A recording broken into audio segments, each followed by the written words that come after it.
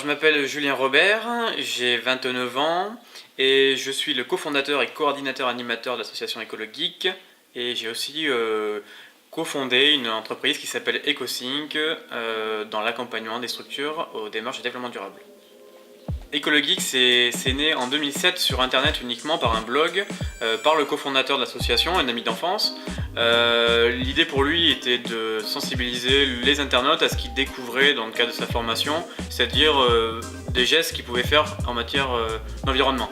C'est une association qui a pour but de sensibiliser le grand public aux éco-gestes et à la consommation responsable. Nous, notre positionnement, on va dire, notre intérêt dans la société, c'est vraiment accompagner les personnes qui ont compris qu'il fallait agir en matière de développement durable, mais qui manquent d'informations pour agir concrètement au quotidien en matière d'éco-gestes, de petits trucs, de petites astuces. Et nous, on est vraiment là pour être le maillon un peu opérationnel et concret, et que ça reste pas juste de la théorie ou juste le rôle des politiques et des entreprises dans l'action. La dernière animation en date, c'est une animation qui est sous format atelier pratique, alors qu'auparavant on était plutôt dans des animations ludiques, on était plutôt dans l'échange de pratiques, en discussion. Là on est dans le faire et ça s'appelle l'atelier Furoshiki. L'atelier Furoshiki, c'est une technique japonaise qui consiste en fait à emballer les objets avec du tissu plutôt qu'avec du papier jetable.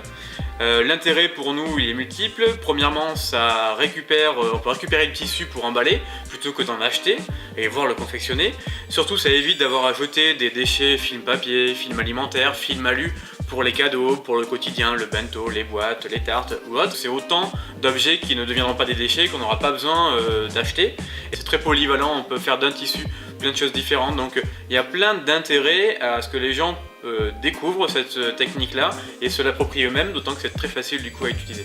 On a à peu près pas loin de 40 bénévoles en tout dans EcoloGeek, dont à peu près une trentaine ici sur le groupe local de Bordeaux. L'idée c'est que les gens vraiment ont compris qu'il fallait agir et ne sont pas prêts forcément, bien entendu, et on le sait depuis des années, de passer d'un point A à un point B en lâchant la voiture, les voitures, en réduisant la taille de son logement, en révolutionnant son mode d'alimentation. Les gens ne sont pas prêts d'aller de A à B. Nous, l'idée vraiment, c'est de proposer plutôt des actions plus modérées, plus dans le compromis, qui sont plus légères, qui sont faciles d'accès. Nous, ce qu'on aime bien dire, c'est qu'on accompagne les gens à mettre le pied à l'étrier dans la démarche.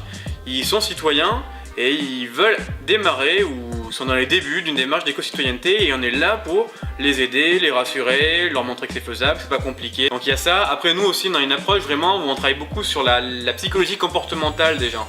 Qu'est-ce qui fait qu'à un moment donné, on passe du savoir à l'action? Et alors là, il faut mettre en œuvre des techniques de psycho, de sociaux, et sans mauvaise intention, loin de là, pour les faire déclencher le passage à l'acte. EcoloGeek en 3 mots, ça serait quoi? Innovation, ludique et une bonne dose de psychologie.